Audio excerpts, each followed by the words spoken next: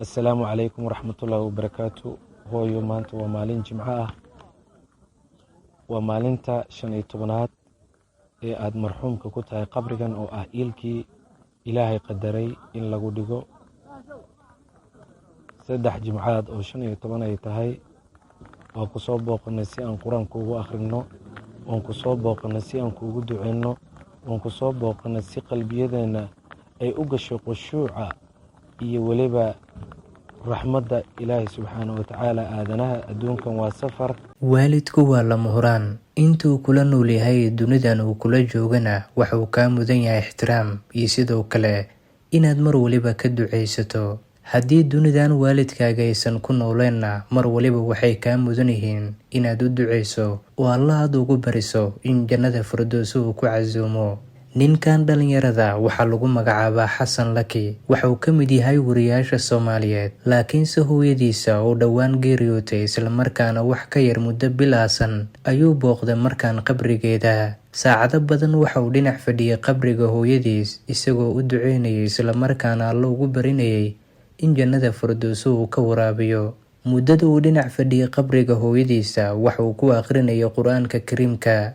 waxa uu Alle ugu barinayay mar waliba in jannadiisa uu ku casuumo. waxa uu tilmaamayay qiimaha iyo sidoo kale wanaagga ay xambaarsaneyd hooyadiis, laakiinse waxa uu xusayay mar waliba uu ku celcelinayay in Alle uu ka jeclaado hooyadiis oo dunidan horaan laga hoofsaday. saacadaha badan ee uu dhinac fadhiyay qabriga hooyadiisa mar waliba waxa uu ahaa qof u duceynayay, marna waxa uu qabriga ku dul aqrinayay qur-aanka kariimka. waxa uu tilmaamayay mudnaanta iyo sidoo kale kaalinta hooyadiis ay kaga jirta xagga noloshiisa. waxa uu cabirayay inay ahayd qof qiimo badan islamarkaana ku helinaysay dunidan, laakiinse horaan dunidan laga hoofsaday. waxa uu sheegay in mar waliba uu jecel yahay inuu soo booqdo qabriga hooyadiis. waxaa sidoo kale uu tilmaamayay xasan laki in muhiimadda iyo sidoo kale qiimaha hooyadiis ay ugu fadhisay uu yahay wax dunidan aan lagu soo koobi karin, laakiinse in dunidan aysan kula nooleen ayuu muujinayay isagoo murugo badan iyo sidoo kale tiiraanyo ay ka muuqatay. weli waxaan ka gooyin xasuusta geerida hooyadiis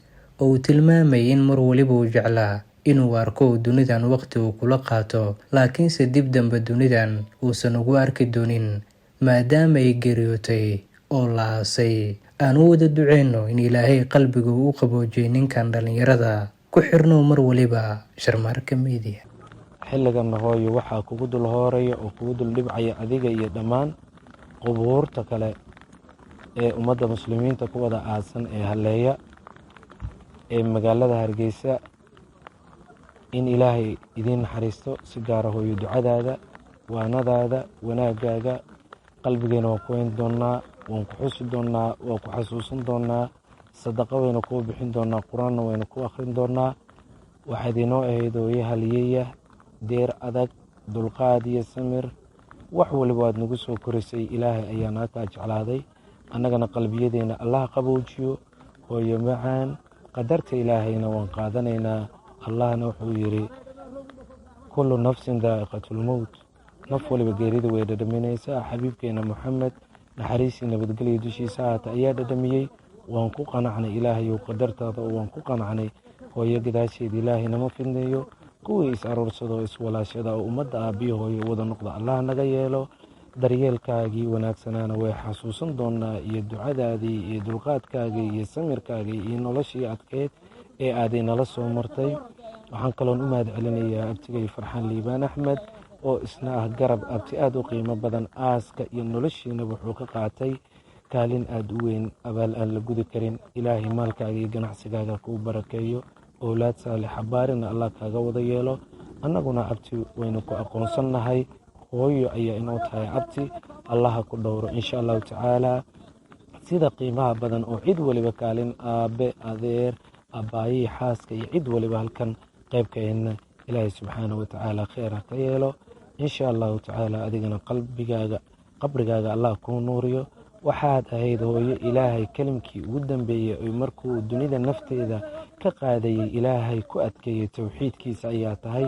waxaa tahay qof aad u qaali ah oo waxaa la weriyey addoonkii kelimadda ugu dambeysa xilliga nafta laga qaadayo uu noqdo towxiidka Allah uu yahay qof jannada loogu bishaareeyey. hooyo nuur iyo kheyr insha allahu tacaala. gadaashaadana ilaahay nama fidneeyo. waxaan ku leenahay nuur allah kaa yeelo hooyo. subxaana rabbika rabbilcizati camaa yasifuun wassalaamun cala almursaliin walxamdu lilaahi rabbi alcaalamiin. hooyo qaran, hooyo qiimo badan, hooyo wanaag badan, hooyo dulqaad badan, hooyo baahi waliba oo jirtay naga dabooli jirta ayaad ahayd, laakiin allah ayaa naga kaa jeclaaday. subxaana allah, xasbuna allah wa nicma alwakiil. kuu duceyno hooyo, kitaabkii ilaahay ayaa qalbigeena ku weyn, qur-aan aan kugu akhrinay, dikrigiisana aan kugu akhrinay, kuguna duceyno hooyo. insha allahu tacaala waxaan kugu talagalna hooyo tahliishan inaan kugu bilbilno. asalaamu calaykum waraxmatullaahi tacaala wabarakaatu.